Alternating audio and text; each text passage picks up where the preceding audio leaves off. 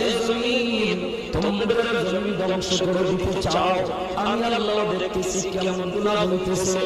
যে মানুষটা আমি আল্লাহ এত আদর করে বানাইলাম, আসমান আল্লাহ বানাইছেন কোন ফায়াকুল্লাহ, ফেরেশতা আল্লাহ বানাইছেন কোন ফায়াকুল্লাহ, জমিন আল্লাহ বানাইছেন কোন ফায়াকুল্লাহ, কিন্তু আমার আপনার আল্লাহ পাক কোন ফায়াকুল বইলা বানায় নাই।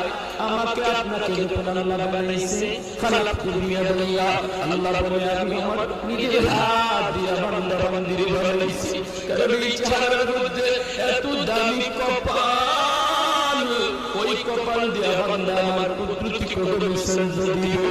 এই কপালটার এত দাম, এই কপাল কোন ফায়াকুল বলে হয় না, এই কপাল ফেরেশতাদের হাতে বানাইলেও হয় না, আমি আল্লাহ নিজের হাতে বানাইছি।